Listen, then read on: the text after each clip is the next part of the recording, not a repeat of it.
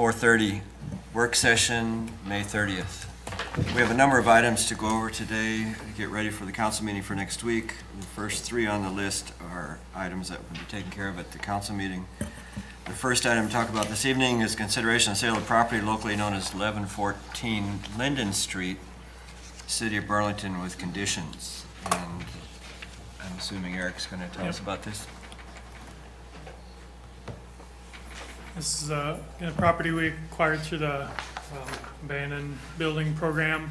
It has since been demolished, although the garage at this location was in good condition, and we did have interest from the neighbor prior to demolition.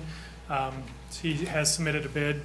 So the conditions would be the purchaser either needs to combine lot with an adjacent lot under their ownership that has an existing house, since we do not allow a garage in a separate lot, Right. or construct a new house within 180 days of purchase. So again, we do have a purchase or a bid from an adjacent neighbor that would fulfill that, but would be open to anyone else interested in meeting those as well. So basically, we're set up for an auction then on, Yeah. Yep. okay. Any questions? You okay, Bob? Yes, any interest? We have the bid from the neighbor, but no other interest in someone wanting to build a new house there as of yet. So. Okay. Next is a public hearing consideration of urban renewal competitive bid process and intention to accept proposal for sale of development of city property. Go ahead. Back to Eric. See if I can fill in some of the blanks. This is the Apollo property, looking to enter into a development agreement for the sale of the property, for redevelopment of it, the property into residential units. A couple of the provisions of the development agreement include statement the developer has requested tax abatement assistance in support of the project. We talked about extending the abatement that for the downtown area that to expires in a include couple that. years. Yeah. And we'd have to extend it to, I think that we were talking with him about 2023 to extend it through about that time frame, so Yeah. we'd have time to do that in stages. A couple of the other conditions in here, the acquisition cost is $100,000. Developer proposes approximately 40 high-end residential units with potential to include commercial as well. Some of the requests through the city would be deeding over any land or necessary, having any land from the developer deeded over necessary to install a cul-de-sac or turnaround off of University Avenue. Would be rezoning the property to a PUD to allow potential mixed use in the property, including commercial. And there's also the College Drive behind the property is currently a city right-of-way, pursuing vacation of that as well. So We also agreed to install lighting up, Yeah. is that University? University, yeah. And he asked us to make our best efforts to try to be more aggressive in nuisance enforcement in that area as well. It's needed. It's needed. This is a process where competitive offers can come in. I think we asked that those be done through Thursday, Yeah. so there could be potentially other offers for consideration, but that's the main proposal that you'll have before you for next Monday night. Just refresh my memory. It seems like a long time since I've been here, since I wasn't at the last meeting, but we approved the extension of the downtown area up through that. We'll have to do that. Part of the agreement with him would be agreeing to pursue steps to make that happen. Given that this is one proposal before you, potentially you could have other proposals come in. You haven't approved this one yet. It's not until you go through this sale process that it would make sense to extend that. Okay. And that's something that doesn't have to be done prior to the sale. That can be done during the course of the year. All right, that was my question.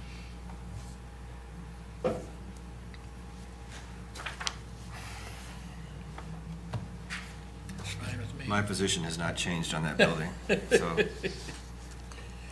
I won't be voting in favor of this. Again, we had the two different proposals that had come in through the process. Well, we had several as time has gone on, but when it came to redevelopment for housing, this was the only one that was a market rate, truly market rate proposal. Right. Not seeking funding from some other tax credit source or some other source comparable to that. And that seemed to be the flavor of what the council wanted to see moving forward. I think you read that right. Okay. Anything else? Ready to move on? Okay. Public hearing consideration of proposal to enter into sewer revenue loan disbursement agreement, the principal amount not to exceed $308,956.67. This amount, $308,000, is an SRF loan at 0% interest for planning and design of the locust basin of the MASL sewer basin.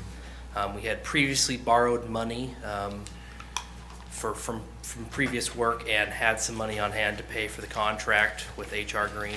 This is the amount that you see before you is the remainder to fulfill that contract. Anything else?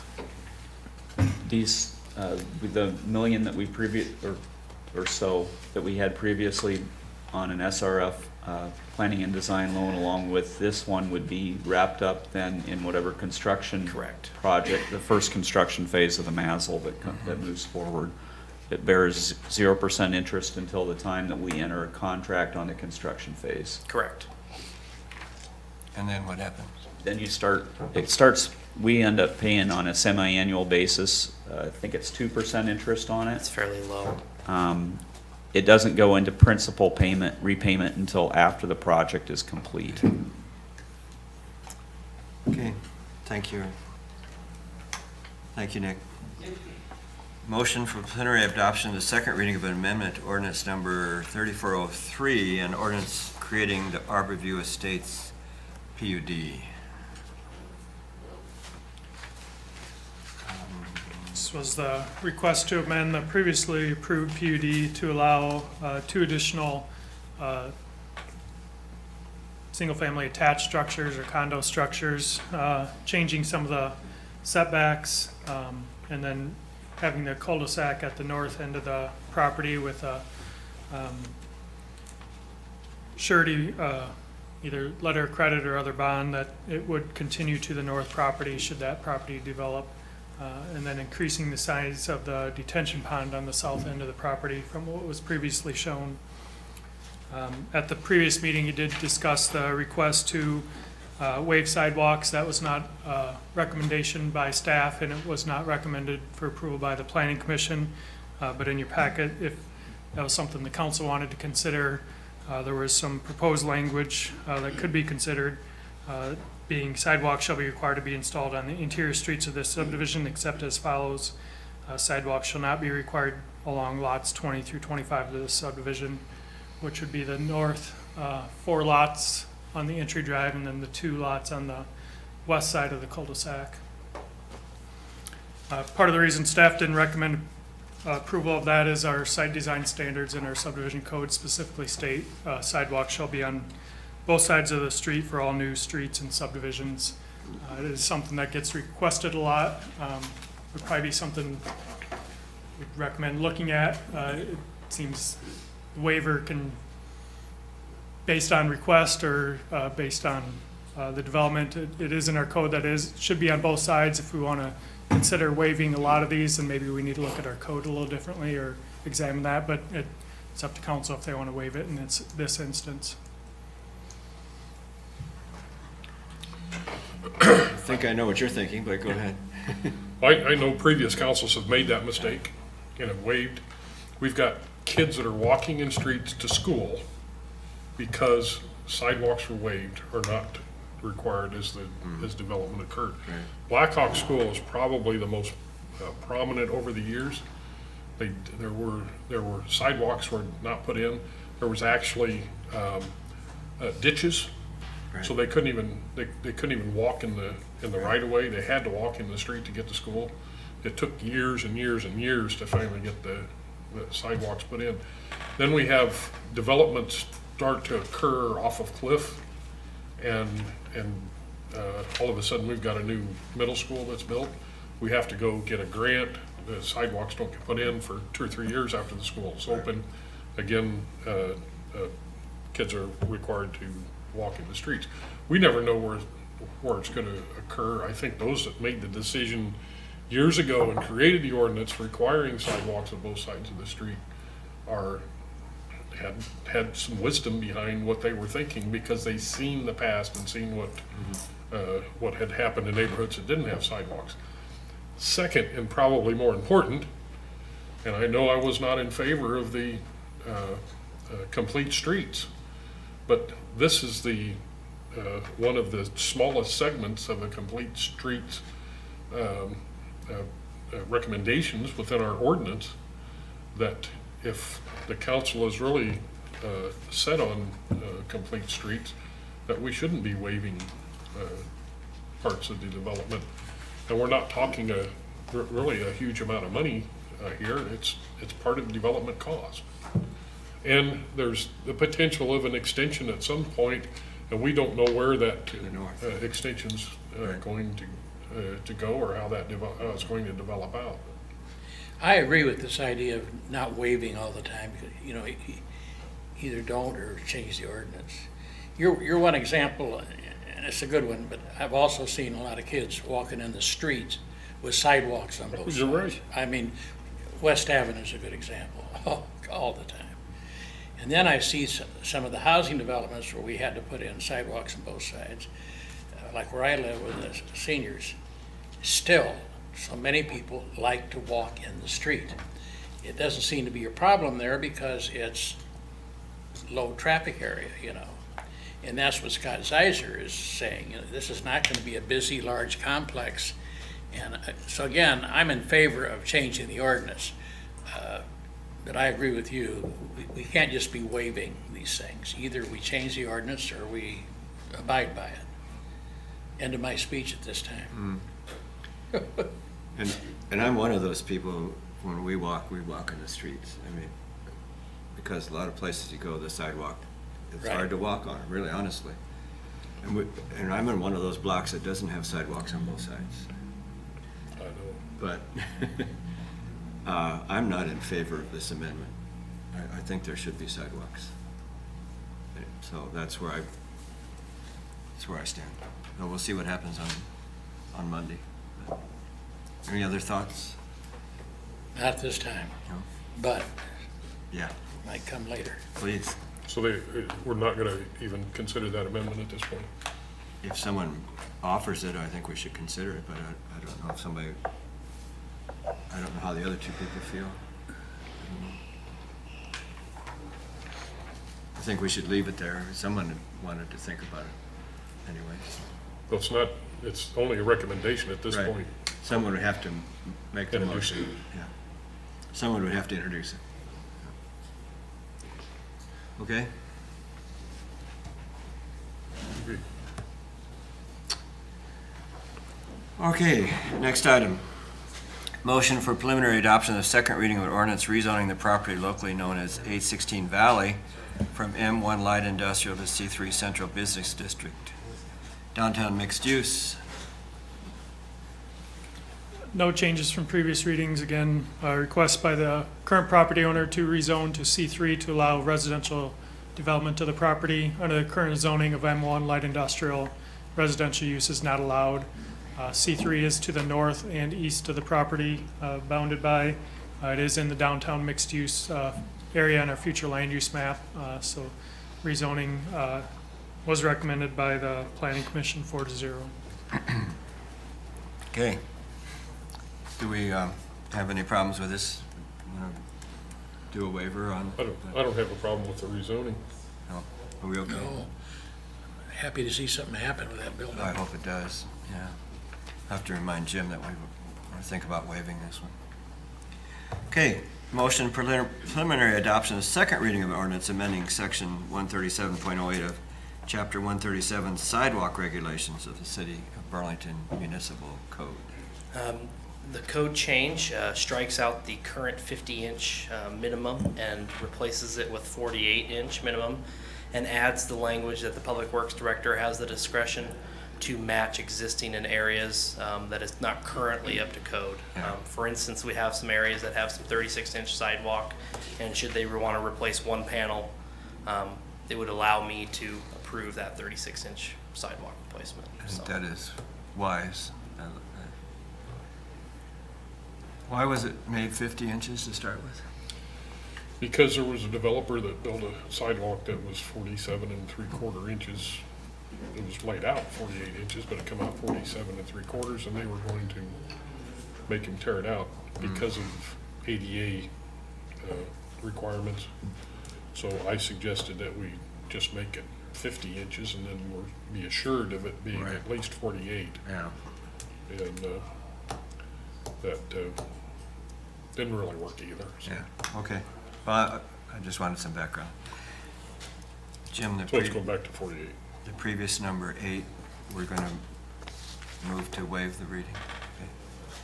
How about this one? You want to move to waive that one too? Waive the second reading? Yes. Okay with that? Yes. Move to waive number 9 also, Jim. All right, here comes the exciting part here. Resolution awarding contract for the 2017 flood wall mitigation Phase 5. And with the river coming up, could you start quickly? This is Leo. It's Leo Foley with Veenster and Kim. We did get 5 bids, 5 very good bids, quality, every one of these were quality contractors. We would like to have any one of these build the project. SG Construction gave us, V&K had not worked with them before, so we asked them for references, they gave us references. We checked on 3 of them. We got some of the best references that I've gotten in 25 years of doing this from cool. their references. One was Southeast Community School, Southeast Community College, and the other was Weingard Companies. Yep. That gave us just unbelievably good, and both of them had long-term relationships with SG. So then I called SG and talked to the owner about the project itself, and he seemed to know a lot about the project. He understood the 18,000 linear feet of H-pile. He's gonna use Blackhawk foundations out of the Quad Cities. That's who V&K had worked with when we put the design together on that. He's gonna do his own underground concrete, and that's a significant part of the project. That's 66,000 cubic feet of concrete. Wow. And then he's gonna use Four Seasons, who I'm not familiar with, but he says they're a local firm Yep. to do demolition and excavation. He's using MJ Daly for paving and BCZ for staking. So he's got a lot of local people involved. He seems to really have his arms around the project, and I think I highly recommend going forward with SG. Okay, great. He said the one concern he had was the river. Yeah. The river coming up, and just have to play it as best we can here. So is there a certain height the river has to be before we can start, or does it? I'd like the river to be a couple of 2 or 3 feet below the top of the wall and decreasing. And we should get that. I really do think in the next month, that river will start going down.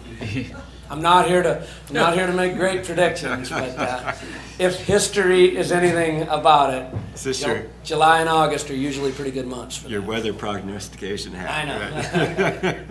Something about, I thought I heard you say something about never, but I don't know. I won't use that. Could I, any questions? That's good. I'm looking forward to this. Begin right after Steamboat Days. Yes. I know you and Charlie and Eric and Jim have put a lot of work in on this, so this is good. So how much under the preliminary estimate was this? Oh, I'm sorry. The estimates range from 6.2 to 7.6 million. V&K's estimate after plans and specs, when we were done with it, was 6.7 million. So we're $500,000 below what the plans and specs. What was our preliminary number when we went Our to? preliminary number with contingencies, I think, was 5.2 million. That was including the engineering or before engineering? I'm When we did that. not perfect. I'm not positive. We are significantly over what Yeah, our preliminary, that sounds- when we yeah. submitted numbers for the state. And as we kind of talked about before, how will we address that moving Yes. forward? We've got 3 or 4 more phases to come. or pump stations. Stormwater pump stations are a big cost, somewhere about $4 or $5 million in stormwater pump stations. We believe we can reduce the price at least another $1 million with those stormwater pump stations. We're looking at different types of pumps to use. We're looking at, and one we're doing right now, we're doing for Davenport, we're doing a structure that has a big, it's like a flap gate inside of the structure that won't allow the water to come back through. We think we can really reduce the size of the pump stations, use a different type of pump, maybe not put them in as fancy buildings, even set them outside with enclosures around. Coralville, Iowa City has both done that recently.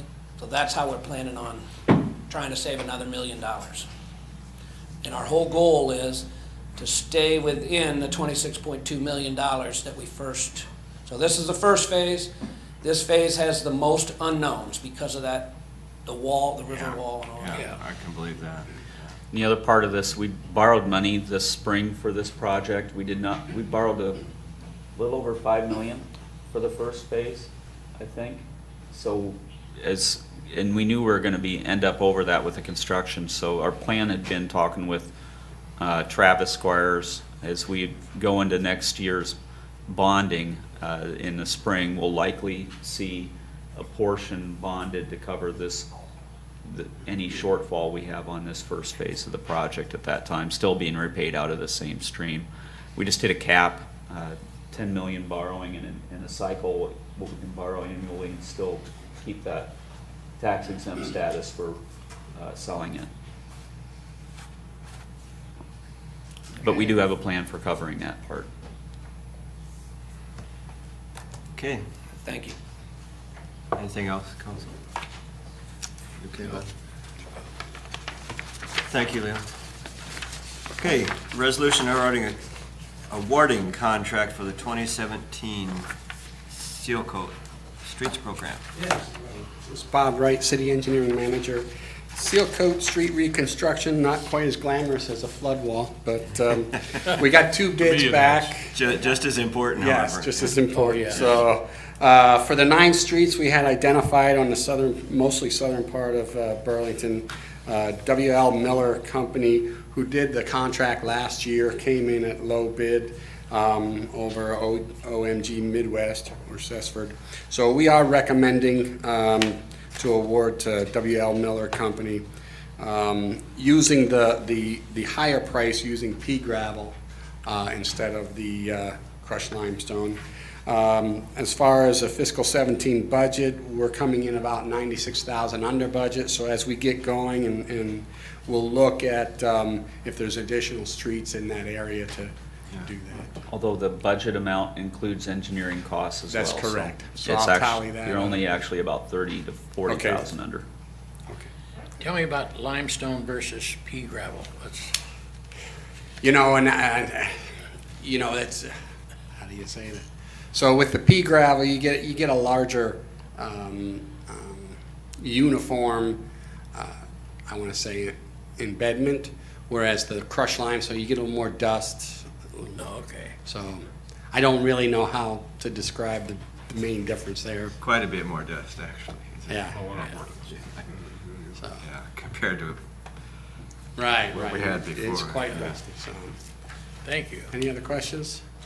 I like the pea gravel idea myself, so, yeah, thank you, Bob.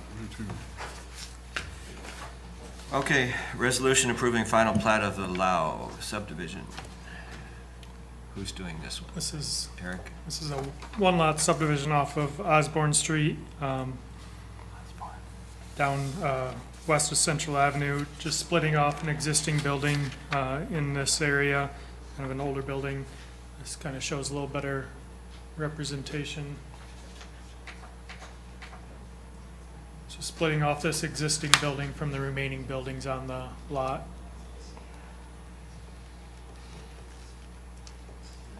Just a minor subdivision that comes straight to council. What, tell me what, The blue outline shows the. is it, what business is it, this is?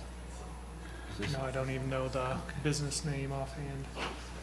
Might have versed a bit. That's who owns it, yeah. Yep.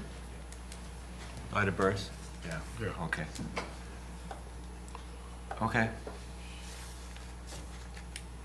Thanks. Anything else? You okay with that? You all right with that? Yep. Consent agenda, resolution to enter an agreement with Impact 7G Inc. related to U.S. Environmental Protection Agency grant award for Brownfields area-wide planning grant. It's Eric. This is part of the Brownfield area-wide planning grant that we received from the EPA for $200,000 to do some studies in the downtown area. A couple components of the project is an existing conditions and market study, assess the existing structures and infrastructure, market analysis research, community involvement and visioning, site reuse plans, using data and information from the existing conditions analysis, market analysis, and community involvement to determine best use for proposed sites in the downtown, and then ultimately developing a brownfield area-wide plan that'll focus on compiling all the research, data collection, community input, and create strategies, policies, and programs to implement recommendations in a formal planning document. So ultimately, this document will create a vision for the overall redevelopment of downtown Burlington in the target area, which is the SMID, that's in line with the Sustainable Communities Living Principles. So it's kind of a holistic view of the downtown, especially targeting the brownfield sites, underutilized sites, and what some reuse potentials are for those sites and how to kind of build up our downtown area. That sounded grandiose. But this is, I think, a 2-year project with $200,000 from the EPA. We have selected Impact 7G. They're working with Confluence and Leland Consulting for the project.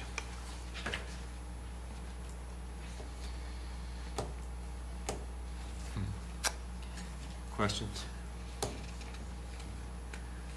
Okay, Bob. Yeah. All right. Resolution approving agreement between the City of Burlington, Iowa and Hamilton Walters Marine Corps League Detachment 616 for use of Memorial Auditorium.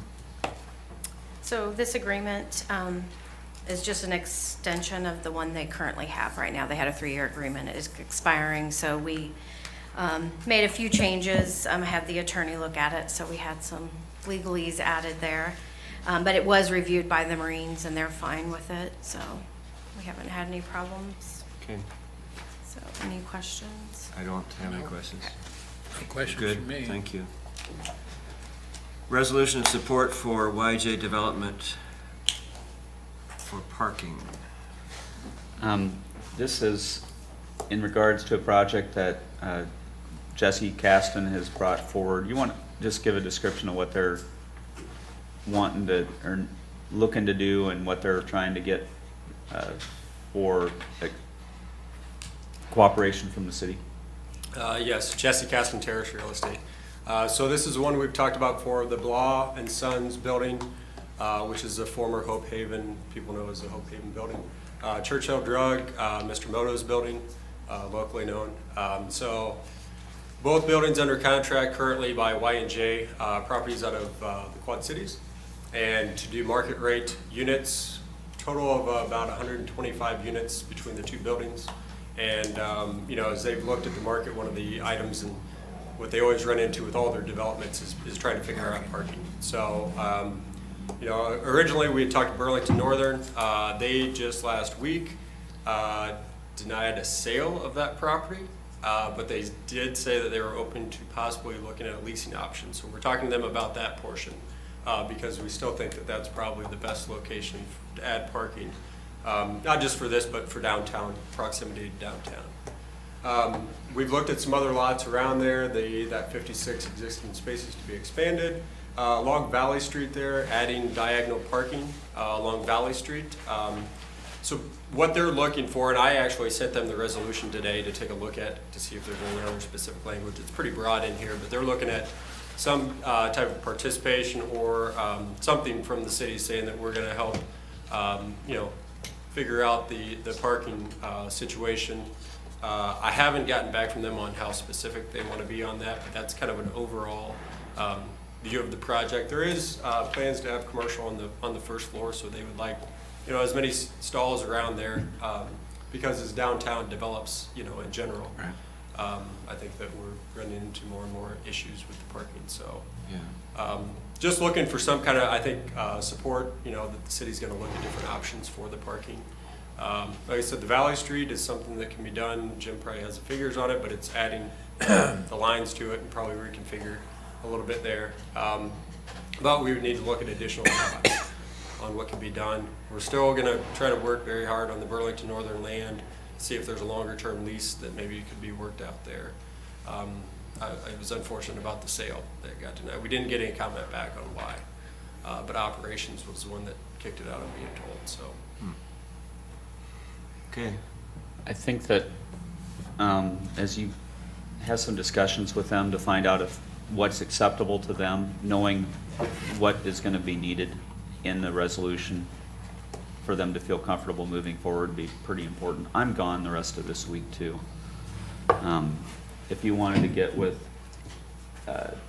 Nick on wording, if you need specifics, the things that I could think of that they are going to ask for specifics that I could see having as included in the agreement is to develop on-street parking on Valley to commit towards this project, leasing the spots in the lot west of the fire department, pursuing the lease and development of the BNSF land, and the fourth is the biggest one from a council perspective. Hi Annie, I didn't see you come in. Would be developing the second story of the lot south of the U.S. Bank building. If they're needing to get all those specifics to be part of this agreement, it'd be nice if it was just what's in the resolution that's presented to the council, because it says that they're going to work to try to get these things done, but it doesn't commit them to any dollar figure, which the council can always love, and I like to see too. The first three of those are very, I have a pretty good comfort level suggesting that those are okay, even with the lease of the BNSF land. The cost to develop that at a $500,000 level, and what you're going to see for even though you have the potential for the railroad to take back that lease, the likelihood would be fairly minimal. Right.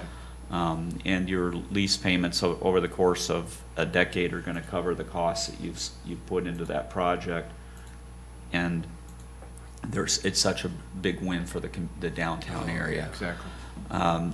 The one that I wonder where you fit as a group still is if you're being asked to develop a second story on that other lot, and yet if you end up doing that, you have some potential benefits for a significant portion of the downtown area that there is good solid justification to do. It's a bigger commitment from you, and that's something that you'll just have to work with them to find out what they want to see, if they need language in there that specifically states that on it or not.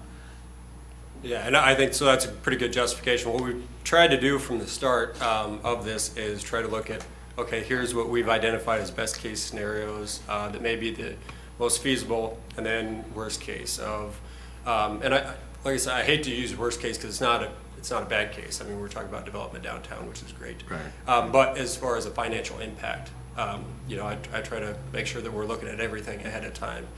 Like I mentioned before, this is probably 18-month process before it would have to be delivered, but they do need to see some kind of commitment before before they pursue obviously the development. Yeah. So.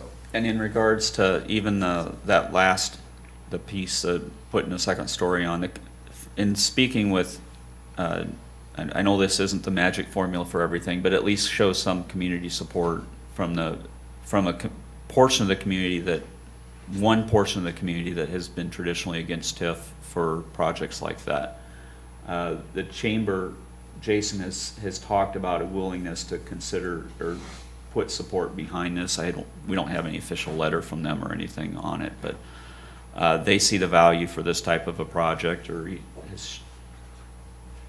The bad part is that I've really been out of the loop here the last week. Well, it's understandable.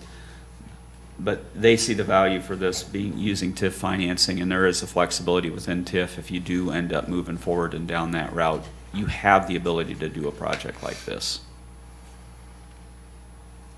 How many, if we went ahead with that, how many places are you talking for parking?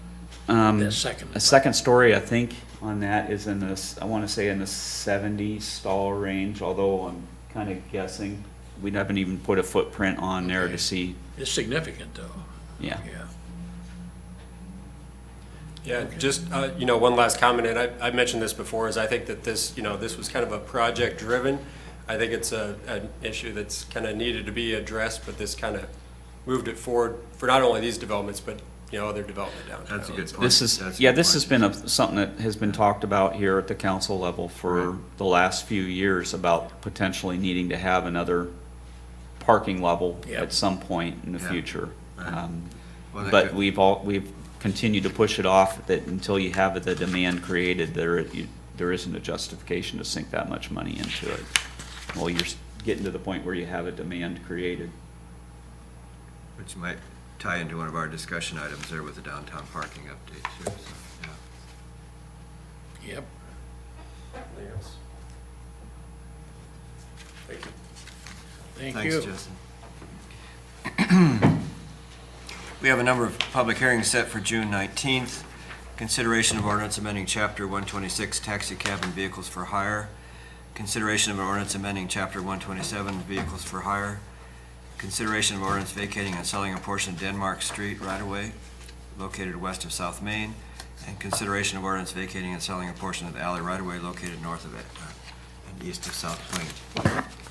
Consideration and sale of property locally known as 1336 Garnett Street, and consideration of an ordinance amending Section 170.5, Board of Adjustment, Chapter 170 zoning code of the City of Burlington. Those are all public hearings set for June 19, and they'll come up at our next work session. Stephanie, are you doing treasurer's report? Okay, treasurer's report. Yep, and that's on vacation. So in your packet is the April 30th treasurer's report. April's always a good month. It shows the general fund in a positive balance again because we get all the property tax revenue. So other than that, things are coming in as expected. I know we just got the updated local option sales tax for this fiscal year, and it's the 4.2 million, which is exactly what we have budgeted. So Okay. that was good news. Other than that, I mean, you'll see we still have a couple of funds that have the deficit balances. Those will be cleared up with some transfers at the end of the year, which I'll do the second half transfers in the month of June. So, any questions? So on- if it says here general fund balance of 763,201, is that correct? Is that what I'm looking at? Yes, yeah. Is that the number we're trying to get to with the 15%, or how do we No. know if we ever get there? No, we're sitting, year end we're at 2.5 coming into the year, and we'll end up at about 2.6 would be my guess by the time all is said and done. One of the big things that has not happened yet, the second half of the year transfers between funds. We do significant transfers between funds twice a year, and that number will occur in June, and then we get all the different true-ups that occur through the accrual process at the end of the year. And if we were to get to that 15%, based off of our expenditures now, would be more in the 2.8 to 2.9 million. So we're still I think 200,000 to 300,000 behind is Okay. kind of a ballpark guess. But you're gaining on it. But we're still gaining on Oh, it. yeah. Yeah, so once I make the transfers at the end of June 30th and we look at the first preliminary year end, you'll see that amount be closer up to that, Up but to it won't be 2.2. final until we do all the accruals and Okay. all the expenses from June are in and all the receipts are in July that apply to June. So that takes about 60 days to say, okay, we're final. Then the audit will happen and they could find Okay. something, but at June 30th, that number will hopefully be closer to the 2.5 million at that point. once we do transfers. All right, that's what I was interested in. I wanted to know when the benchmark happens. Yeah, it's still a couple months away. Okay.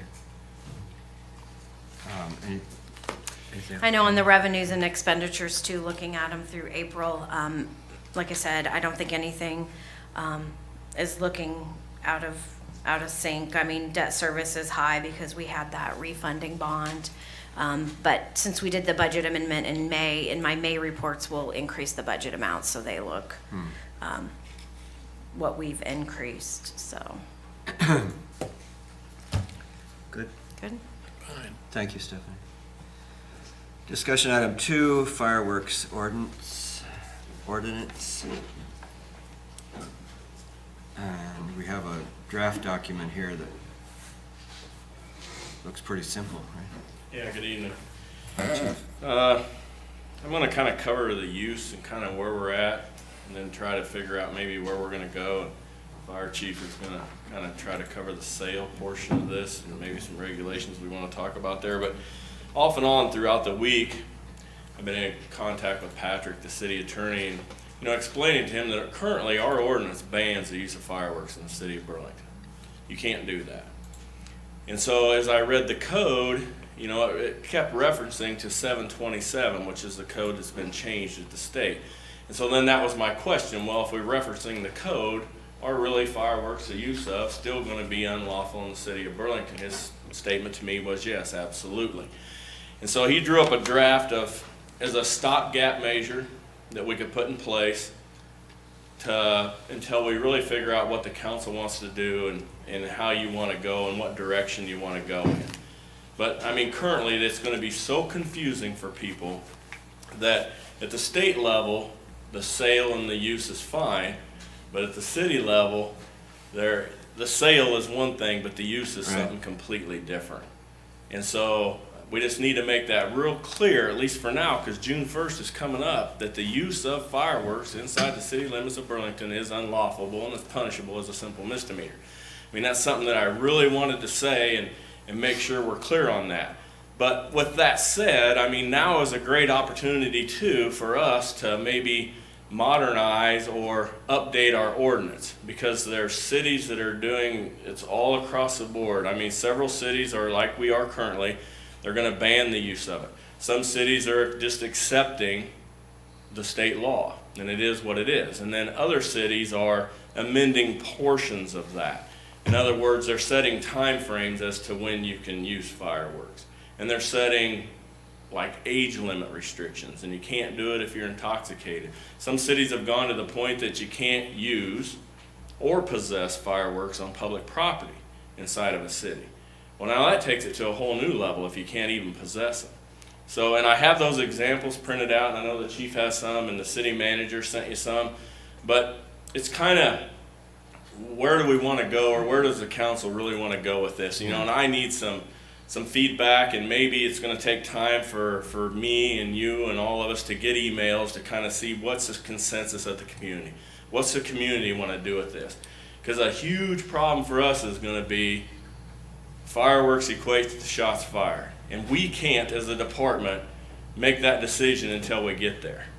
So a lot of these calls that are going to be fireworks are going to turn into shots fired calls, and that's everybody on deck, no different than a major fire. We're going to send everybody we got as quick as we can. We don't have any choice. We have to do that. Mm-hmm. And so you can kind of see where it creates us a dilemma. And are people going to do it? Yes. I mean, we already know that. People do it every year. But if they're legalized, there's a huge percentage of the population that would maybe do it that wouldn't otherwise. Because there's still a lot and lots and lots and lots of law-abiding citizens out there. And if that's the law, we're not doing it. Period. So, I mean, that's kind of what we got to weigh out and what we have to discuss. I just wanted to make sure you understood, and when I talked to Jim, I wanted to get this put out there, is that currently, I'm going to repeat myself, but it is unlawful in the city of Burlington to use fireworks. You can possess them, but you can't use them. So, I mean, I'm going to need a little feedback as we go along here as to, do you want to stick with that? A lot of communities have. Nope, you can't do it. Or do we want to, yeah, you can do it, but let's really limit the time frame. Whatever, July 1st to July 4th, or, you know, some have boiled it clear down to July 4th, between noon and 11 p.m. and New Year's Eve with no same hour restrictions. So it's all across the board. There's a whole gamut of things, and we can kind of put this together as we see fit. But I wanted to put that out there, at least for the use, that you currently cannot use them in the city. But there is a great opportunity if the community wants us to discuss this further, or if you want to discuss it further, this is an opportunity to do that. But we cannot ban the sale. Correct. We can't override the state law on that one, can we? Correct, but it can be restricted, and the fire chief can talk about that. I was gonna say, how does a business qualify legally to sell fireworks? Yeah, so the first thing they gotta do is get a permit through the state. And currently it's not even set up. I just got an email from the state fire marshal. He's hoping on the first to have the portal open up. It's all gonna be web-based where they have to create an account, apply for the application. It's an 8-step process. Well, about step 6, they have to have an inspection done by either the state's gonna do the inspection or they're asking local jurisdictions to do the inspections. We've already signed up for our fire marshal to do the inspection. So he'll have to go out, do an inspection, upload his inspection to the state. They're also providing some training, some updates, some kind of guidance on how to do those inspections. Once those are uploaded, that person will turn in their insurance, they have to provide insurance and all that. Once they get approval, get a permit from the state, then it'll vary by jurisdiction because it's not just everywhere that you can put up a fireworks stand. There can be some local rules. Here, what I know so far is they'll have to get a peddler's permit. Anybody that's opening up a business will have to get a peddler's permit.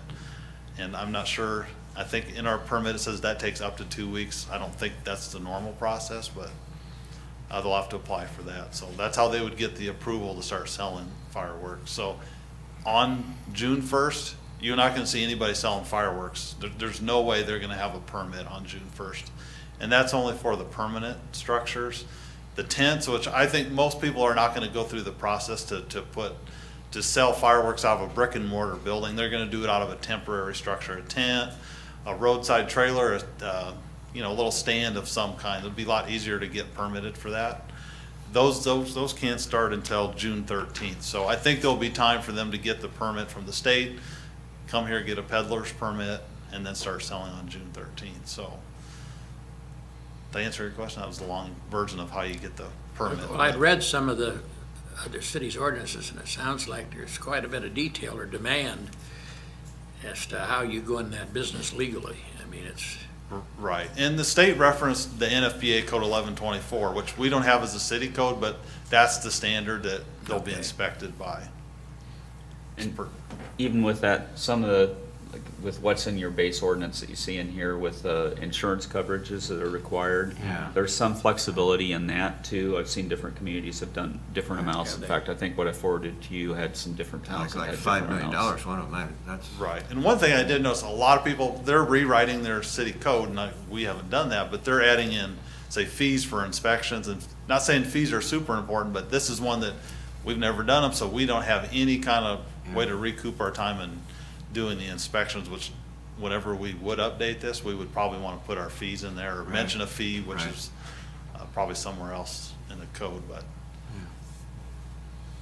And I would hope we would maybe try to, I know that's gonna be hard in our community, not be too different than West Burlington. That's But what I know was- I'm not sure where they're gonna end up with theirs, if they're gonna make any changes to Patrick it, is but- who developed theirs too, so Yeah. if you wanted to mirror theirs, it's the same city attorney. If I read those right, you can't, within 150 feet of a residence, where Yeah, are you ever gonna that's- shoot off a that- firework? Yeah, Yeah. be very limited. Yeah.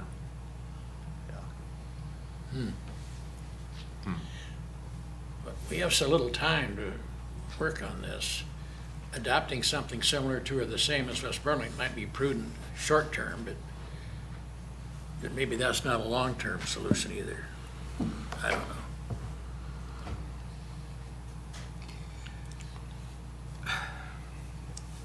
I would support leaving the ordinance as is and just making them illegal to use. I wouldn't have a problem with putting together an ordinance that makes possession illegal. But we've got a history of very bad decisions by people that use these things, and we're just darn fortunate that we haven't had a major catastrophe. I think the decision by the state was wrong, and I think if we can counter that, we should. I mean, there's definitely cities taking that approach. There's no question about that. There are a couple of things that you need to, or should get done regardless. One would be to modify our code to get to the correct code sections being referenced within it with the new law. And I don't know if that got forwarded to you, that version that Patrick worked on, just kind of as a stopgap. Talks about that. It's in the packet. Yeah, Okay, it's- all right, I didn't look through the packet. Yeah, But it's- yeah, he felt that was important, at least getting to that level to begin with, and then Yeah. seeing where it ends up. Well, I It agree. wouldn't make the possession under this, would not make the possession unlawful, but it is a place to start. A second thing that I think you would like to see on the regulation side, if I'm listening to what you said, is modifying our code to match West Burlington's, just so you have some consistency in the area? Or you've said that, but On the sales. on the sales side. And I definitely think we need something about the inspection fees, and we've got to do something with that. Within this process, you do have the ability, and I tried to mention that within the email I sent you. A lot of the limitations that we have for speed of getting something done are self-imposed limitations. And if you want to get it accomplished quicker, you can. You have to have a unified voice in that, wanting to do that, but you certainly do have the ability to do it faster. The process of setting a public hearing to consider a change to an ordinance is something that is not a requirement on this, not a state requirement. That the only reason we do that is because you have a set of procedures that you've adopted for your day-to-day operations that requires that. So if you wanted to waive that in this instance because of what you're trying to get done with the timing of this, you could avoid one reading just from that. You typically, this council has had a practice, and it's written within that same rules of procedures. You'll waive the second reading. You don't waive the first reading. You could have a decision here based on how fast this has happened on you to waive the first and second reading and adopt it the same night it's introduced. You may not have that level of comfort to do something like that, but you do have the flexibility if you want to do it, to proceed with that. I'm really hesitant to do that. I understand. To do what? To waive To those waive readings. everything. and But you just can go get right- rid of that public hearing to avoid at least one of the readings. I think that's one of the things that I noticed when I came on council is how slowly things tend to move. There's a reason. And there's a reason for that, and it's a good reason. So, when you get going things that you don't think through all the way through, sometimes you end up in a problem. Legally, how have we handled these fireworks displays that we've had in the city? Well, there's a permitting process for that. I mean, they can actually go through City Hall and get a permit, and then those insurance requirements kick in again, but there's something already in place for that. Okay. I mean, if somebody was having an event and they wanted to have fireworks, they can get that done. I mean, if it meets the parameters to do that. Even though the ordinance reads no fireworks? Well, oh yeah, absolutely. Yeah, it's that way currently. I mean, you can still get a permit to do that if you meet this criteria. Okay. Yeah, Is there any reason to change that, do you think? No. No. No, I mean, our fireworks displays are so limited, I mean, and the ones that we have are very traditional. You know, they're safe and they've gone on for Yeah. years, and the fire department's extremely familiar with it, you know, and So how I'm the thinking of the process Bees works. Ballpark and the Yep. golf club and some Yep. of those. Yep, pre-planned events, So they can continue yes, if we do nothing, I mean. yes. Yes. That's interesting. I don't have a problem kind of expediting this process to meet our current ordinance, making them illegal. I think that illegal to use. I think that's probably what we should do. I don't think we need to change to meet, people can use them June 1st through July 8th. I don't think that's a good idea. If they want to go over to West Burlington, I guess they can, but I think it should stay the same as it is right now, as far as you cannot shoot fireworks off. What Patrick's submitted was to essentially do that. Yep. Just to modify to get to where we have the right code sections. Yeah, in and it redefines then what Class 1 fireworks, Class 2, it really makes it modern under the current new language the state put out. But with the restriction, you still can't use them in the city limits. Right. Exactly. And then we'd have to add a section, obviously, for the sale or whatever the fire chief wants to do with that. So do we need then this ordinance here on our agenda for next If Monday? If you're wanting to move forward on it, would you be okay if it was the way that he had it drafted for this cycle? And if we need to adjust it in the future? Yeah, I'm okay with it. You are? Good. Are you okay with? Yes. I hear, it seems to me you're saying yes, let's do this. Yes. Yeah. Would you be willing to have it on for an first reading of an ordinance for this next week? Which goes against what your rules of procedure are, but there isn't a state, the state doesn't require you to do it, have the public hearing. I think the state's forced our hand. True.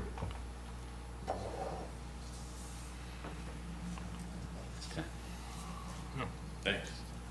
Thank you. Any other questions? We're good. Thank you, chiefs.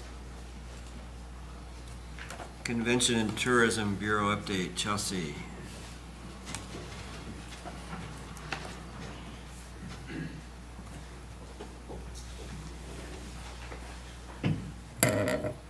Hello, Chelsea Toll, Executive Director, Greater Burlington Convention and Visitors Bureau. Per my contract with Hotel Motel Tax, this is just one of my yearly updates to give you guys to let you know where we're at with the CVB so far in 2017.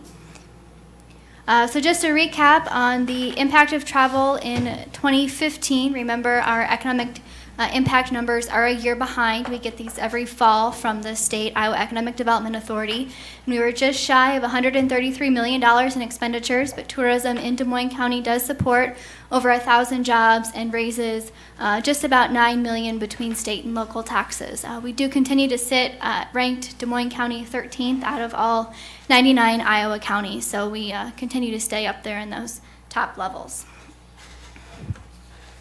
In 2016, the CVB had a direct hand in bringing about 57,000 visitors to the area, and we know these visitors stay about 1.6 days. Most of these visitors, we say we have a direct hand in is because the event might be receiving community event funding dollars from us, which is our grant program that we have through the CVB to help bring visitors from an 80-mile radius outside of the county. And these visitors had about 4,000 hotel room nights, which contributes to about an $8.5 million estimated economic impact. So we just know that they're bringing dollars to our communities, staying in the hotel, shopping, dining, doing everything that we want them to do. Based on the ads that we placed in print or digital locations in 2016, we sent over 2,500 guides out, and that was to all 50 states plus Canada and Puerto Rico. So, and that leads into about 14,400 visitors at the Welcome Center from all 50 states and 33 different countries. So we are hitting that national and international audience right here in small little town Burlington. So, and then our digital community guide gets a high number of views as well. Just we know that's important. We live in a digital age.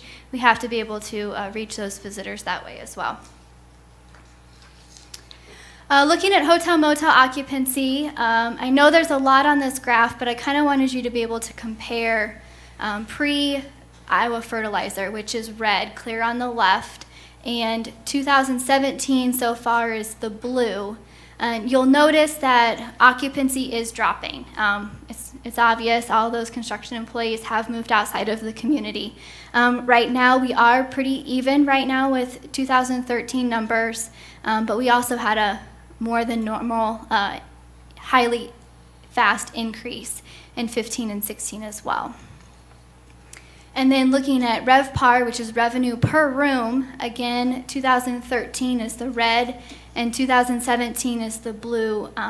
Revenue has stayed high, so that means, or higher than 2013. It has dropped compared to 15 and 16. So that means hotel motel tax is continuing to grow, and we are still collecting those dollars. A lot of that is we do have to thank the hotels, with new ownership in 5 of our properties. That means there's brand new, they are completely brand new hotels. They've been able to raise their rates just a little bit, and then Quality Inn is just wrapping up a remodel as well, and Super 8 American have new ownership, so they'll be starting remodels here soon too. So very soon we'll have complete brand new hotels, which will be nice and encourage visitors to keep coming back.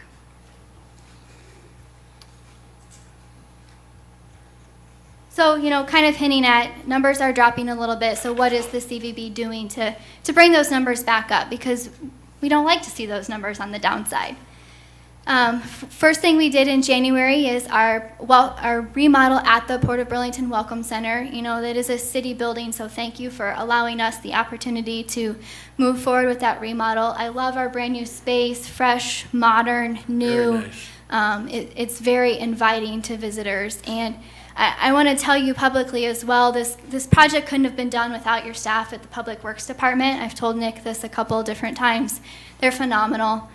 They helped us move everything out to get ready for construction, and then specifically Dave and Mark down there on the team have helped us put everything back, put things together. That team is just fantastic, so we can't do it without them. If you haven't seen it yet, stop down and see it. We have that new look. It's our goal to keep the display cases updated on a regular basis, bring new groups in, and just continue to show that off to the community as a welcoming place. And as you know, we are the cover of the state's travel guide this year in 2017. There were over 11,000 votes. It was a public vote for us to win that, and it just shows that there is a lot of community support here for tourism in Snake Alley and just showing us off to the entire state. And because we are on the cover, we're able to expose ourselves to other Midwestern states that we don't normally get to expose ourselves to due to our lower marketing budget. So hopefully we'll see some new visitors come because of that as well. And as you know, Fireball Run, I keep talking about it, it keeps coming up, but this is a new commercial that we just produced. So Eric, if you want to click on that for me, we'll play that real quick. Maybe?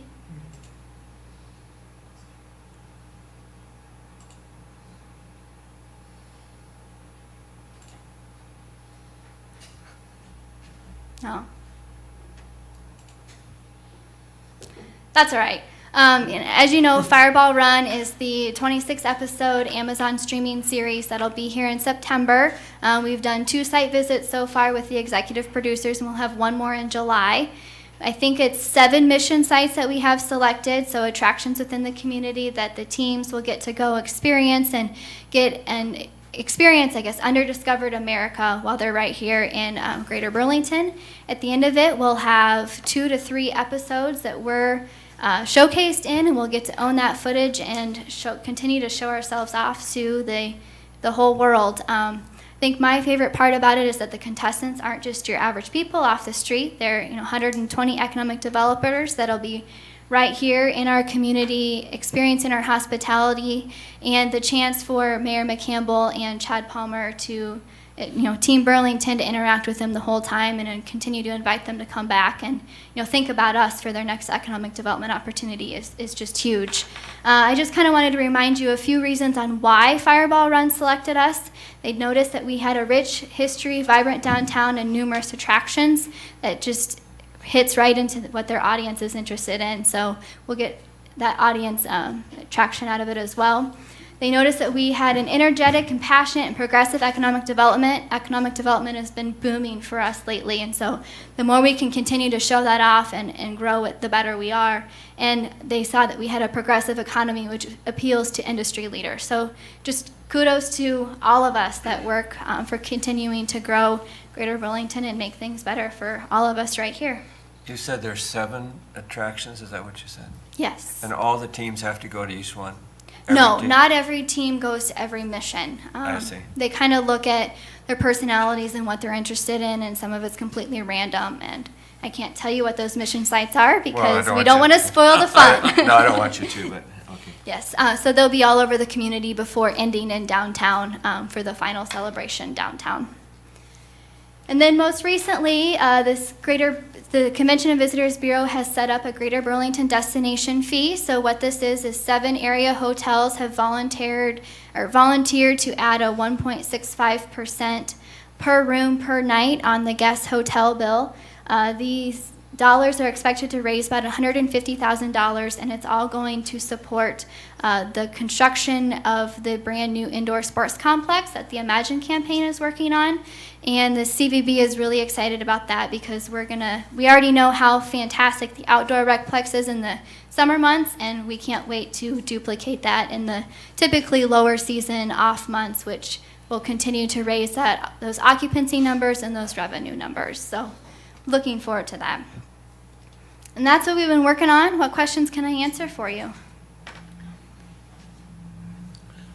I think you're doing a great job.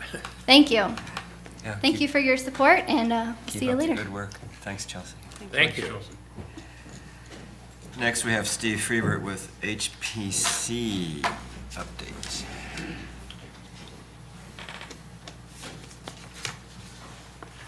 Hello, and I'm speaking as the chair of the city's Historic Preservation Commission tonight. Just a very brief update on our 2016 activities. Since May is National Historic Preservation Month, and you guys passed that resolution a few weeks ago. I want to give a shout out to my fellow commissioners, Mark Fisher, Hal Morton, Barb Nelson Botts, David Rode, Judy Stevens, and Kay Weiss, and Charlie is our staff person, does a great job. It's a pleasure to work with him. The Preservation Commission met 5 times in 2016. I'm glad to say we had a quorum at every meeting. We had no local historic designations last year, and I don't think we had any new properties added to the National Register either. There were 4 alterations to National Register properties in our city. 2 of them, or one of them was a National Register property but not a local designation, so the Preservation Commission didn't have any direct say in what went on there, but that's the Tama project. Of the 3 locally designated buildings that saw some work done were the Depot, of course, with interior and exterior rehab. 622 Court Street, that house got a new roof, and 615 Court had a window removal. So the Preservation Commission did certificates of appropriateness for those final 3 projects. We did meet the required training to maintain our certified local government status. That means we are put in line for grant possibilities to do some preservation-related work, and I'm glad to say that we were successful in getting a CLG grant through the state last year, and the amount, let's see, it was $14,950. That was to do design guidelines for the Heritage Hill Historic District. Something's very much needed. It will give us some guidance as a commission going forward when it comes to making decisions on COAs. We want to have something in place that gives us some guidance as to how those decisions are being made. The only other thing I need to add about 2016 was we always try to do some kind of public event, some kind of public outreach near or during Preservation Month. And last year, we just missed it. It was on June 5th last year. We did the Insiders Tour of City Hall, and that was very well received. We're proud and pleased to serve the city as your Preservation Commission. I'd be happy to answer any questions. I don't have any. You okay? Good. Good work. Thank you. Thank you. Thank you, Steve. Downtown parking update. Oh, we get to hear from Charlie. All right.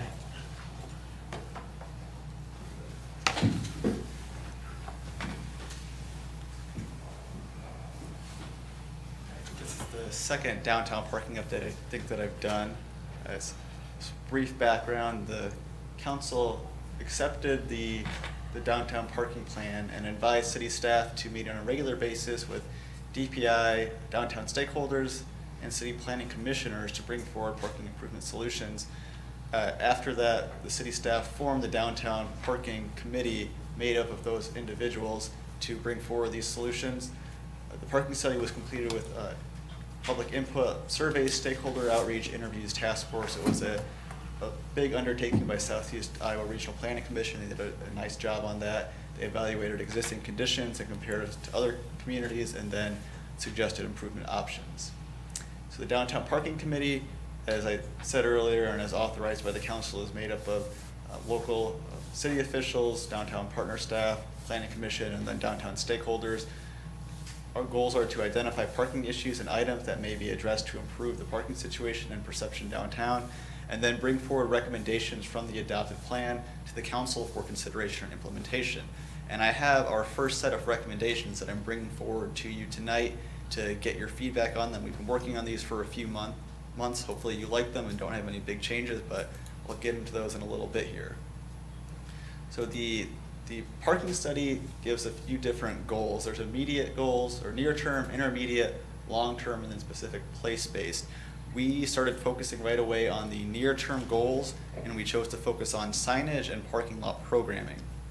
The parking study identified that signage was a pretty big deficit in downtown Burlington. We have small signs. The signs are not easy to decipher, and as a result, many people are not aware of where public parking is located. I think this graph does a great job of illustrating that. The blue line is the ramp, and you can see that all of the on-street parking around the ramp is used pretty heavily, but the public parking in the ramp is not used at all. And when you look at the signage for the ramp, it's clear that it's not well signed, and people just aren't aware of the existing parking there. Another issue that was identified was the usage of the lots. This is a map of downtown Burlington at night. Hardly any of the lots are used at night. It's all either 0% occupancy or under 25% occupancy. So people who are parking in downtown Burlington are not staying there overnight. We have a lease structure where you lease for 24 hours at a time, so most people are paying for 24 hours but only using 8 or 9 hours. We wanted to get a little bit more of a fine-grained look at how people are using parking lots, so we surveyed all of the users of the 4th and Valley parking lot. This lot is 100% leased. What we found out is 94% of these lease payers do not use their spot at night, and 89% of the lease payers would be interested in reducing the number of hours they lease, such as a 7:30 a.m. to a 5 p.m. lease. So what we are recommending is adding better parking lot signage, which, if you remember, you approved $25,000 for parking lot signs, which we're grateful for. And that better identification and use of existing city parking lots goes along with solutions 1.15 and 1.1 in the parking lot study, as well as adding wayfinding signs to point people to parking lots to increase awareness of lots. Those would be the universal parking Ps with the arrows that you see in other cities that point towards parking lots and help identify them. And then the other thing we're recommending is changing parking lot programming, creating half-day leases and mixed-use lots. So people would be able to lease just during the workday or 24 hours, and these type of leases would be able to exist in the same lots. So you would have mixed-use lots. And another component of that is changing lease prices. You'd be creating a new lease structure, so lease prices would need to change to fit that as well. So are you suggesting then that someone could lease during the day and a different person lease at night? I'll get into that. What we're actually suggesting is that we make a lease from 7:30 to 5, but then after 5, it's just free like it is right now. So if they wanted to park there, they could just leave their car in that spot and they wouldn't have to move it. So this is the parking lot sign design we've come up with, and we've got quotes for these, and we think that we can get all of the signs we need from Iowa Prison Industries. There'd be a P on the top, then the name of the lot below it. This is 6th and Washington. There's also have been some calls to call it the Snake Alley lot because it's right below Snake Alley. But in general, we think the lot should be named by the street intersections they're on. And then it would have all of the information for the different spots. Free parking Monday through Friday, 5 p.m. to 7 a.m. and on weekends. Public pay spaces, these would be hourly, and then these would be the 2 reserve spaces of blue, or it doesn't have to be blue, but some color calling out half-day leases and then a color for full-day leases. Right now, every spot in each parking lot is numbered, and this is because the spots are self-enforced. We don't have the staff to go around and enforce these spots. If somebody's parking in your spot, you call the towing company and they tow them away. So we need to have the spots be numbered so that you can call and say, there's somebody in my spot, it's spot number 4. So what we've come up with is we keep the numbers, and then below the number, we also have a smaller sign denoting what type of space it is. So this allows us to change the use of the lot without changing all of the signs. For instance, if you were in spot 2 and you reserved from 7:30 to 5 and you wanted to reserve for 24 hours, we would just swap out the lower sign without having to change the entire sign or the numbering scheme for the lot. Oh.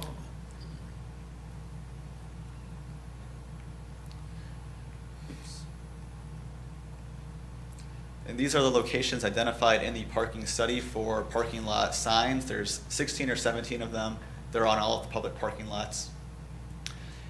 Not all of the lots would be mixed use. The riverfront lots, the lot behind Lindo, Mexico, and then the lot on 7th and Valley by the old Sickles would remain free parking with a 48-hour limit. So the sign there would just say free parking 48 hours. But every other lot would have a sign that looks like this, even if they're mostly reserved spaces, and that's just to keep the consistency of the parking lot signage downtown. This is showing where the directional P signs for parking would be placed. Every yellow dot here is a directional P. The red and the green are for wayfinding signage that has multiple things on it, such as pointing to Snake Alley or pointing to the auditorium. Those we don't have money for this year, but there is money set aside for next year, which if that is kept, we could get those signs at that point. So for parking lot programming, we were trying to determine what would be a good lease price for a half-day lease. So we surveyed other cities that are similar size to us to see what their lease structures are like. And what we found out was that of comparable cities, Burlington's parking lease rate is the lowest, and most cities don't even offer 24-hour leases. Therefore, based on that information, the advisory committee recommends the following rate changes. For the half-day lease, it would remain at $27.50, which is the current 24-hour rate. The 24-hour rate would be bumped up to $32.50 and then increased by $2.50 each year until reaching $40. So this is a chart of what the 24-hour lease would look like. At 2020, it would reach that $40 and then cease increasing. This would bring us in line with other cities' leasing prices. It would increase the current price of the 24-hour leasing, and we thought that it would be stepped up gradually so as not to be such a big price shock to people who already lease 24 hours. In the future, we're going to look at educating downtown workers regarding locations of free long-term parking options. One of the complaints we get is that people who work downtown are parking in the spots of the people who shop downtown, and that's causing issues with finding available parking. We're also going to improve public awareness and marketing efforts of parking availability and enforcement. We're working on a website right now for downtown parking, and then evaluating parking needs and programming based on potential new housing and commercial developments. We're discussing the potential residential development, and we're looking at adding more parking as new development comes in. And then bike parking is also another big thing. We're trying to get more bike racks installed in downtown Burlington. Do you have any questions or comments on the recommended lease structure or the recommended parking lot sign design?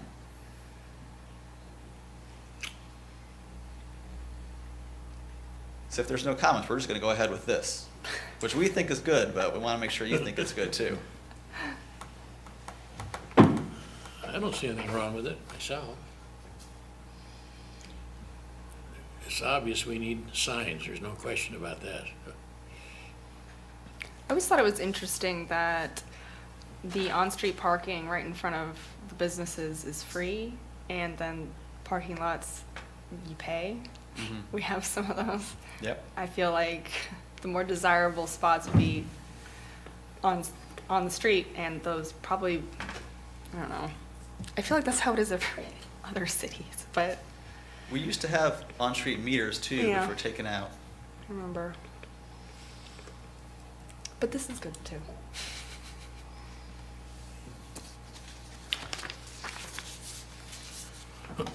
I think your concept works fine if we're gonna keep paid parking and paid parking lots.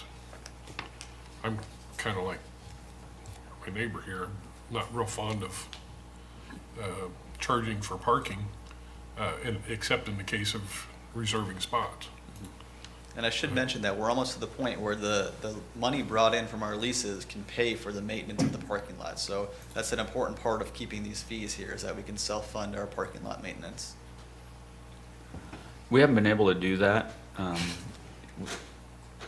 5 years ago, this fund had a $240,000 deficit in it, and we've had to work off that deficit to get to a point where we actually have the funds to start to afford to do some things as we move forward. But we just got to where we're at a zero balance, so we still need to be able to build up some revenue in them too. Takes a long time to adjust to where you got things happening the way they should. Do we have any concept of how faithful people are to self on these hourly parking lots? I imagine that's hard to figure out, isn't it? Yeah, not, people parking there and not paying is what you're saying? Yeah. I don't think we do have any idea of that. We have the person who works the Right. parking meter maid, but she's part-time, and Yeah. that's a tough one. We talked about an improved system, didn't we, when we were talking about budgets? I think one of the things that you were looking at the idea of using a parking pay system. We did look at electronic ticketing too, and electronic That's what- reservations for parking spots. We did get some estimates for what it would cost to do that. It would be a pretty significant upgrade, Yeah, and that's why okay. we thought we'd fix the Yeah. signage first and the programming to see what that does for downtown parking before bringing that forward. Yeah, that's right. Now I remember. Okay. Good. You think Yeah. you Good report. Yeah, Think I you're like onto this. something here? Okay. Right. Sounds like you're a go, Charlie. I think that this is something that if we can move forward with this and get enough buy-in, has the ability to assist with a lot of the complications that are being created with with parking, with the amount of development that's occurred in the downtown area. It's a big deal. Okay, thank you, John. Great. Good report. Next up, vehicle maintenance.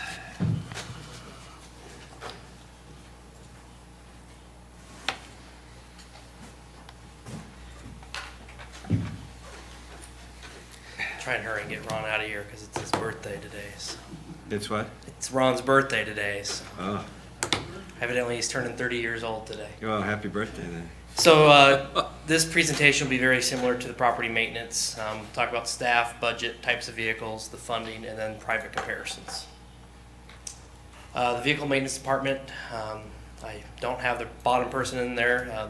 That's a different part-time person now, but it consists of 3 full-time people and 1 part-time. This is a change from where we were, not necessarily in the number, but in the structure that we had before. We used to have a parts clerk, then we moved to a vehicle maintenance manager that takes care of the operation more. Vehicle maintenance used to be something underneath operations. As you see here, it's a budget in and of itself. It's an internal service fund. This is the budget. It is an increase this year. It's cut off, I guess. Bad job on my part. There's an increase in salaries, but however, you can see from a couple years ago, there's a fairly significant decrease in the budgeted amount for commodities, which is diesel and gasoline. And funding. So how does vehicle maintenance get their money? So we bill out the part-time and full-time staff to the departments that are using the services. So police, fire, parks, streets and sewers, they all get billed out based on the work that is getting done. And these are the hourly rates that they get billed. The $95 an hour is an increase from previous amount. I think it was at 75. Oops. There is a markup on parts for 15%, no different than a private company. And then all the fuel that is used, 10% of, or 10 cents of every gallon goes to fund the vehicle maintenance department. So what kind of vehicles we take care of? We take care of everything from small equipment, light duty trucks, cars, medium duty trucks, heavy duty trucks, which include the garbage trucks and the fire department's trucks, and even some of my bigger buses, and then construction equipment. So we have backhoes, we have graders, payloaders. We have a very, I don't know the number, Ron might have the number more than I would, but we take care of a variety of different kinds of equipment. So I'll let Ron get up here and talk a little bit about the private comparisons, because he is the one that did all this work, so I won't get up here and talk for him. Good afternoon. I called around, and coming out of the private sector, I know quite a few people out there in the business. And so I called around and asked them a little bit about what kind of pricing I could come up with. And a lot of them, some of them $38.95, and then plus $4 an extra quart of oil on a 6 quart oil change. One place $64.95 plus $6 for an extra quart. So on average, the amount of money that came up, our average maintenance for a PMA is what we call a preventative maintenance, is $44, and that's roughly 3/4 of an hour to an hour, and the oil and the filter, and we put in a injector cleaner to create everything to move smoothly. So on average, our money that the departments are spending on that are right in the ballpark of what they could, take out and do somewhere else. What's nice about that is if you take it out to somebody else, you might not get the same people working on the vehicle time in, time out. So when we do it, we've got the same people working on that vehicle. We look at it, we know where it's at. So we can suggest the things that it's needed and not try to sell the parts that are not needed. So we kind of exceed in that part. The private comparison of, these are the heavier duty trucks. I called around. The heavy duty trucks are from $90 to $85 an hour. Light duty car and truck, and this is for doing actual work on the vehicle, not just doing the oil change, but this is doing service work of changing brakes and stuff like that. $110 I got from one place, $84 an hour, and $79.56 an hour. Right now we're charging $94 an hour, and that fluctuates a little bit depending on what the expenses are at the time and so it can actually lower our rate depending on expenses. Oh, okay. You got anything else? Well, it's just, when we, Nick was saying about the vehicles, we got probably over 400 pieces of equipment out there. Okay. And that's all the way from leaf blowers all the way up to fire trucks. We have that in-house parts department, basically. We buy at wholesale. So what's nice about that is we take our vehicles somewhere else and have that work done. More than likely, we're going to get charged probably double wholesale price in order to have that part fixed. So we're saving a lot of money in that respect of having our in-place parts room. I really don't have anything else. That's kind of how vehicle maintenance runs, and if you got any questions, I'd sure be glad to answer them. I think we're okay. All good. Thank you, Ron. All right, thank you. Thanks, Ron. And I would say the difference in these prices here and then these prices here is the level of care that my vehicle maintenance staff is performing on our vehicles versus, especially something like an oil change. When we're doing an oil change, we'll check, not that the other places don't, and I should clarify that, but we care more about our vehicles because they're ours, and we don't want to have to try and fix them, you know, in a week or two. So I would say that the level of care is a lot higher, caring for our own vehicles. One thing that since I'm directly in charge of it, I thought I'd bring up to kind of show the improvements that vehicle maintenance and Ron specifically have made in the last year is in transit costs. And I know that there's one year to another, there might be several different things that happen that don't happen in the following year or the previous year. But I took the combination because there was a lot of my transit buses that were taken outside of vehicle maintenance and done by a private.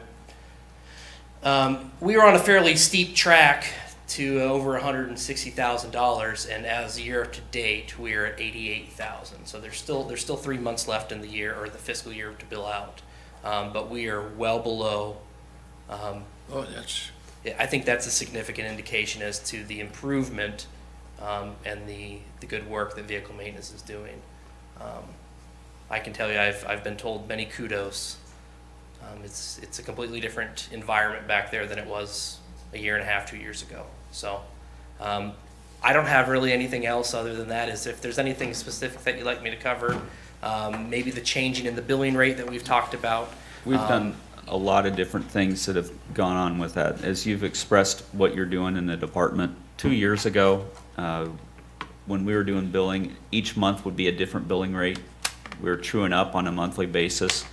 And when you considered we had some fairly senior staff in the department with vacation and sick leave that could get used, and you could end up with rates that would be, well, when someone brought in a piece of equipment, you didn't know what rate you were going to get.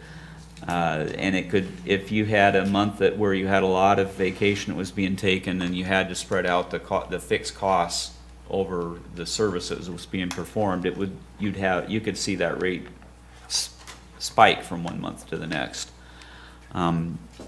Getting Ron back in there and having a true vehicle maintenance manager who was running the department that way as opposed to a department that really had no fixed leadership in it, really had a big impact on how that structure worked.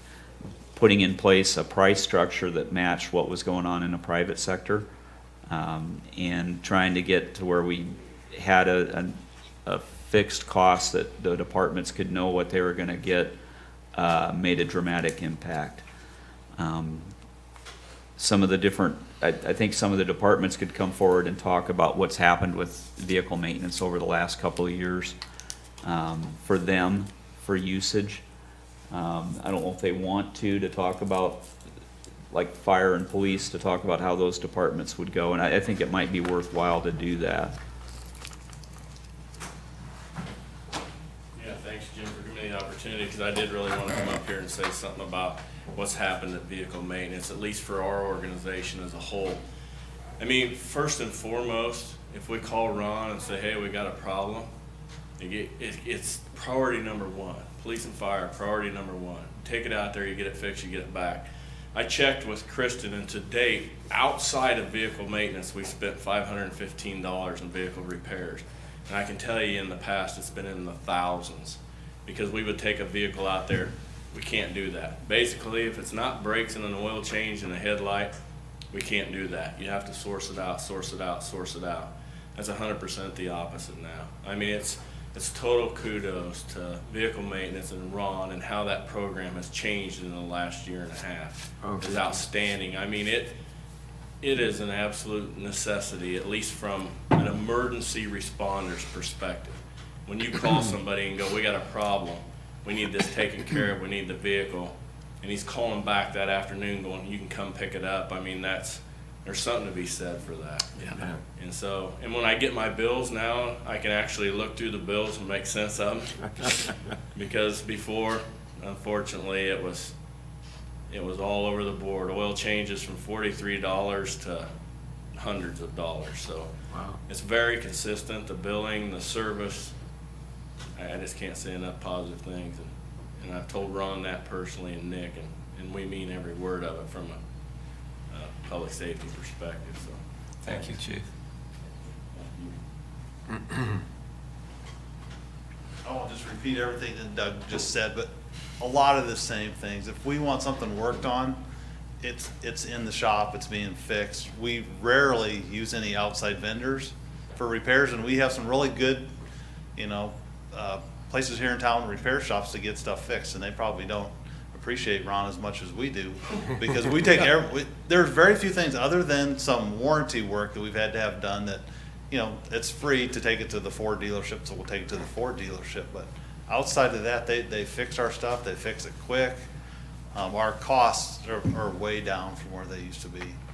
I guess I can't say enough good things about vehicle maintenance, so we're really happy Thank you, with their Chief. crew, so. Thank you, Chief. And I don't know how it fits for your two departments. I know as Nick was talking about transit, you would have buses that would go to different dealerships and they would sit for a week or two waiting to be repaired. Yep, and I think Ron could probably attest to it more than I could. And a lot of the problems that we've had last year, or the last year that I've been here, and Ron too, is cleanup work from work that maybe wasn't done so well in the past. We've had a lot of electrical problems where it's been spliced together. And I don't know who did that, and I don't want to pretend like I'm pointing a finger, but it's just it's finally being done the right way. And so you should see declining costs throughout the future. So Thank God. that's all I have to say. It's a pretty good birthday present to be getting all those kudos. So Good. and I'll answer any other questions, but Thank you. that's all I have. Sounds good. Okay. This was, this presentation and a couple others are supposed to be intended to be part of the budget discussions. And I'm sorry to say I did not realize that up at the point. Now I do, but it's really good to hear this and see how important this is. Well, we had concerns about our vehicle maintenance program before. And even with that, having concerns, we needed to have, we have an awful lot of benefit to having at least a portion of our service be in-house. Just because of some of the things that have been spoken of from the public safety perspective and being able to get vehicles prioritized and get them out. Being able to have a department that's really has good leadership on it, and is getting that department running, I would have to just say it's a lot more efficient than what it used to be. Provides us a level of comfort besides just the value of the ability to keep emergency services vehicles going on. We have a very cost-effective establishment down there too now. And I just don't know, when we've got department heads who are as satisfied as what I've been hearing over the last year versus what we heard from frustrations from the years Yeah, Yeah. previous, it's a Big change. major change, and it's very positive. Well, kudos to you and Nick too for being aggressive and stepping out and getting Ron to come and work for us. That's good. We're happy he's here. Yeah, we are too. He looks pretty old for a 30-year-old though. He hasn't aged well. Right decision, right direction, right moves, and I want to say I appreciate it too. And like Jim mentioned, this is part of the budget discussions, and I'm thrilled to hear things like that, but I'm still concerned. I just want to reiterate why we're talking about the budget, is we still have 4 police officers and a couple of firefighters that we don't have funded that we've had requests for. And I want to see if there's anywhere within the budget that we can find a way to fund those positions. And if not, then some other miracle you could pull out of your hat that can make that happen. I know these, I think I know these 2 guys well enough, they wouldn't ask for that if they didn't really need it. Okay. Which is kind of where your next item on here is in terms of some of the other things that have been presented. Going through the budget process, several different items came up. One of them was the possibility of eliminating the recycling program, which is why we had Hal Morton come and make a presentation on what it would cost to get out of that program, if the council were to want to do that. I think that during that conversation that it was somewhat probably going to be in the $2 million range that you'd have to do on a cash-out basis to try to come up with a way to eliminate a $400,000 annual cost for the recycling program that is paid for out of sanitation fees, not out of the general fund. But I understand you're looking at what is the overall impact to customers. But even with that, you would still be in the process of having to meet the state mandates on waste reduction and come up with your own now waste management plan. It'd be pretty difficult to be cost effective on going down that road, but if that is an avenue that the council wants to look down, we certainly can. We had the presentation with property maintenance 4 weeks ago, I think, or 2 weeks ago. 5, because we had an off week. That was specifically around the idea of, is this a service to eliminate or not? And I don't know what, I don't think I was at that meeting that was presented, but some of the things that property maintenance does that are besides the day-to-day upkeep of facilities, when we do, we've done energy efficiency upgrades through here after doing the Alliant energy audits. They're the ones who install all of those, or a good chunk of those upgrades, such as the thermostats, changing out light bulbs, etc. They are able to do a lot of the cleanup for, say, down at the port for events that occur. They do snow removal at different facilities where they have it within their schedule, along with, I think Parks does a little bit of that with some of the lots and sidewalks. They don't do all our property maintenance. They do a lot of the maintenance at the library, but if we'll have a project such as the flooring was done downstairs in the kitchen area, that was outsourced. I think we might have had a quote from property maintenance on it, but where we have a project that doesn't fit within what they can do, we do get that outsourced and have someone else do it. Not always do we do a cost comparison with the private sector. At spots we do. One of the big things that property maintenance does is keeping all our lights up to date throughout the community. The traffic signals, the street lights that are our responsibility, and those are things that would be a little bit more difficult to outsource. So if you really wanted to look at doing that, we certainly could. Part of our concern is whatever our staffing level is that we have to make sure that we keep them fully utilized. I don't know if we have the right combination of folks down there, and I kind of have to task Nick to make sure that we have that broken up correctly.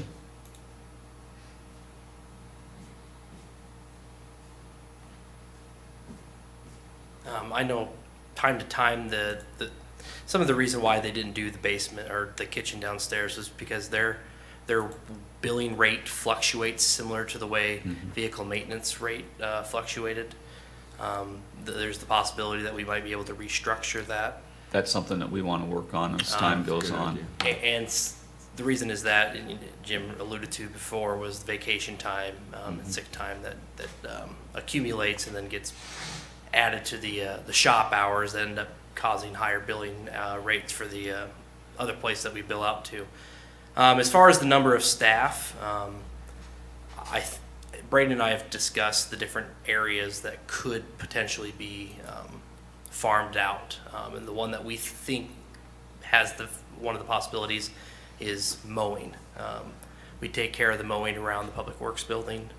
I think we do some other, but we do have a contractor that takes care of the medians in the highway that Eric hires. And I think per hour, I think we probably could have it done cheaper by a contractor. But that being said, that person probably, there's other stuff that they could do. But that would be something that we'd have to analyze. I don't know. And as he mentioned, the rates there, that's something that I think Annette is in the process of working on now. Is that true? Yes. So we're looking at establishing more of an annual rate, and it'll probably take a couple of seasons to get to where we get the right figure on it. But I was thinking that she was looking in the $70 an hour range for their billing rate, which is fairly comparable to what a lot of 64. So you're going to be able to get some services from a private contractor cheaper than that, but I haven't been able to hire a plumber at home for cheaper than that. So some of the things we do work out pretty comparable to the private sector. It's just making sure that we have the right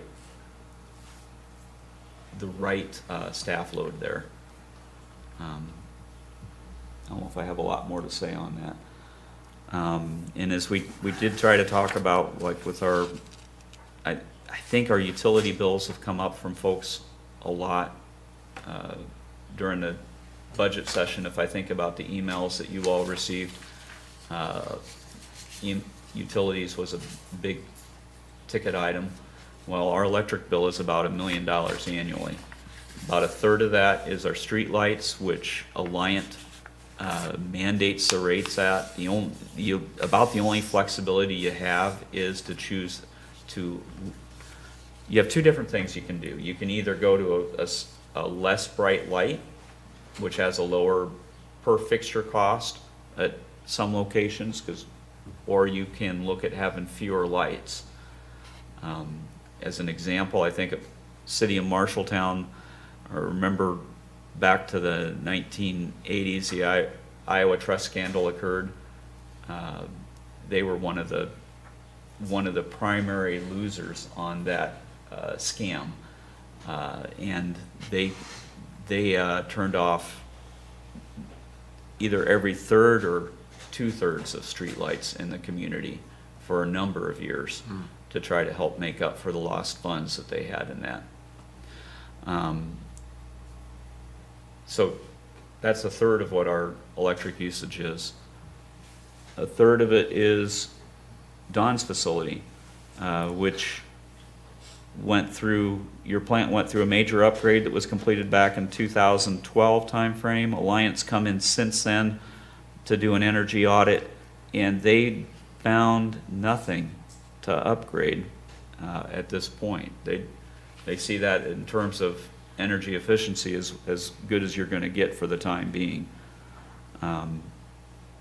The other third in the different facilities, one of the things that we do, the library has gone through, I think you're on your second energy audit cycle since I've been here, and implementing the findings off of them. City Hall has, Police Department has, Fire Department has, Public Works Facility has, over the course of the last 4 years, have either had the audit completed and all the things from it done, or are in process this budget cycle and next budget cycle to do, and we'll continue to do that as we can. For our heating bills, one of the things that we did, we have the ability to purchase from another entity other than Alliant Energy on our gas. We have 3 facilities that do that where we do see savings. The problem is that you have, well, the nice thing is we don't have very many facilities that have a high enough gas usage to justify it. But we only have 3 facilities that, on a bulk purchase that way, that we have the ability to have cost savings over time. But we do take advantage of it, and we've had that looked at over time to see if there are other facilities that would benefit from it, but we're just not in a position where there are. But we try to do what we can on that. Stephanie presented on something that the accounting department did to go through our purchasing process. We hired an outside consultant to look at the items that we purchased to see if she could find savings. She had the incentive built in that she was going to get a percentage of that the first year and a half. And I think identified about $120,000 worth of savings. Now, you could ask, why don't we do that internally? Well, we don't have the time. We'd have to have someone additional hired who had the time to devote towards that. And if we did do that, they'd be in a position where they're not used to going and trying to work with vendors. This is someone who goes from community to community, and this is how they make their living, is finding things. And we can see the value. We're talking with Stephanie, she saw that as something maybe on a 5-year rotation to have someone come in and look and see where have we missed something, with either through, because I think some of the things that she looked at was where can we look at group purchasing, where can we make sure that we're just identifying the right source for an item at the best price. But as time goes on, to do that again and have a review of it. And we know that we won't find as much for savings, but we want to make sure that we get to it.